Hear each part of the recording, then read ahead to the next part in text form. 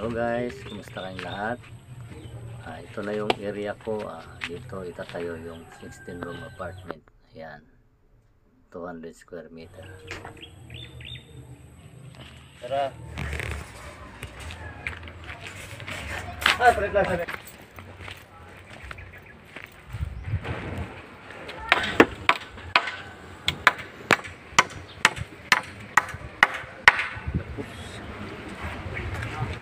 Hello guys, magandang araw po sa inyong lahat. Ako nga po pala si Jamil. Isa po akong seaman. Bali 14 years na po akong nagbabarko. Guys, meron na po sana akong i-share sa inyo, lalong-lalo na sa mga kabaro kong mga seaman. Sa ngayon, nagpapagawa po ako ng 16 rooms apartment. Ngayon, dito po ako on board. Meron po akong isang kapatid na katiwala ko. Nagbibigayan po kami ng magandang idea. So sa ngayon, siya ngayon ang nagkukumandon, bumibili ng materialis. Lahat ng savings po naming mag-asawa, binibigay na po namin sa proyekto na to. Message ko lang din po sa mga seaman, mga kabaro. Sana po'y suportahan nyo itong vlog na to dahil start from day 1, ipopost ko to sa, yan na po yung vlog natin until matapos. So sana po'y makapagbigay sa inyo ng magandang idea kasi po alam nating hindi po madali ang trabaho sa barko. Una-una, nangarap tayo sa pamilya natin, kinuha natin yung kurso na to, mahirap, para sa amin, 8 buwan kami nagtatrabahong walang day off, araw-araw trabaho.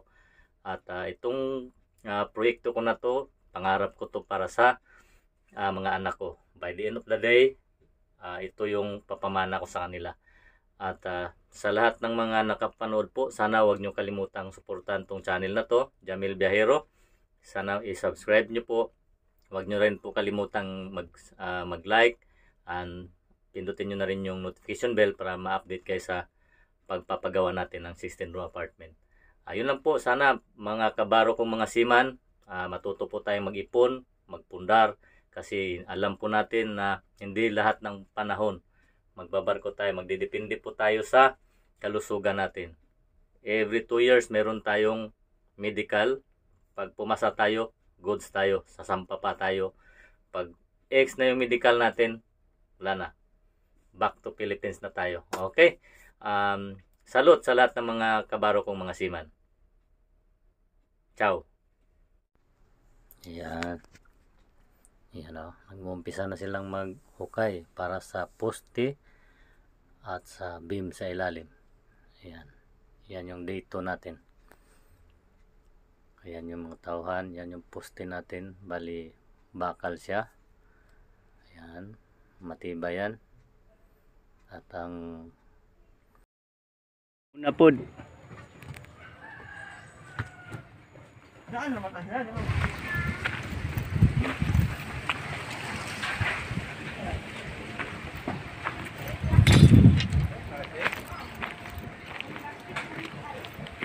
Wala kita mo, hindi mo kag mga pundasyon no. Pag tubigon gani siya dapat lapad ang imong lapad imong pundasyon. Dili siya murag para sana kay baliktad man ato. Murag pataas mo ana. Ayan. Tuloy lang sa hukay. Continuous lang trabaho. Ayan. Kita na natin meron siya mga butas. Ayan, mga poste. Ayan. Malawak na. Kaya kumbaga may improvement na yung trabaho. Kaya kung makikita nyo may mga poste nang nakatayo. Ginamitan natin siya ng bakal. Ayan.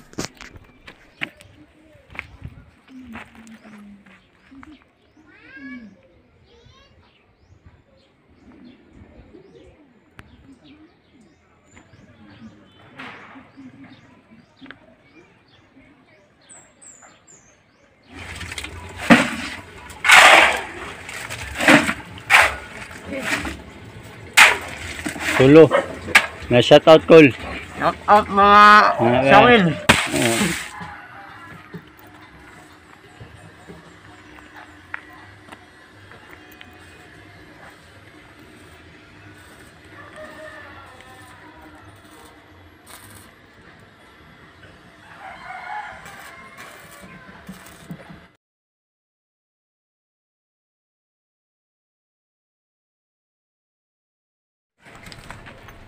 Yan guys, meron na tayong nakikitang improvement. Lahat ng poste may buhos na at may nakapag-pile na rin ng hollow blocks. Muna kahabog yung plaster part no. Muna nino. Last niya no. Gusto niya ana buta. Kuang pag-isa dia. Para makuha sa yuta. Oh, sige. Anak pag man anak buta diri. Oh.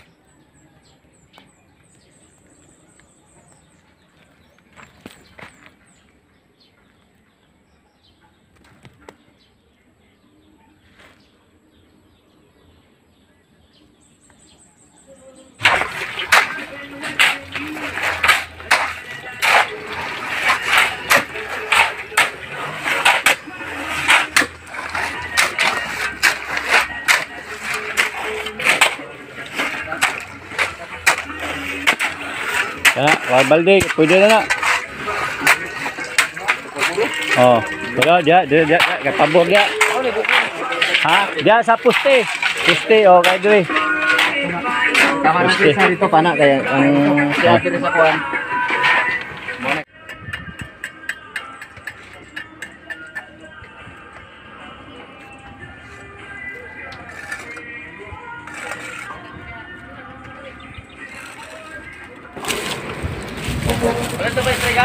Oh, sabay ta. Palit ta ron, magpalit ta ta. Ha? Ayan na guys, so, medyo yan, gawa na yung box. Yan na yung mga kwarto. 42 square meter every room. Yan.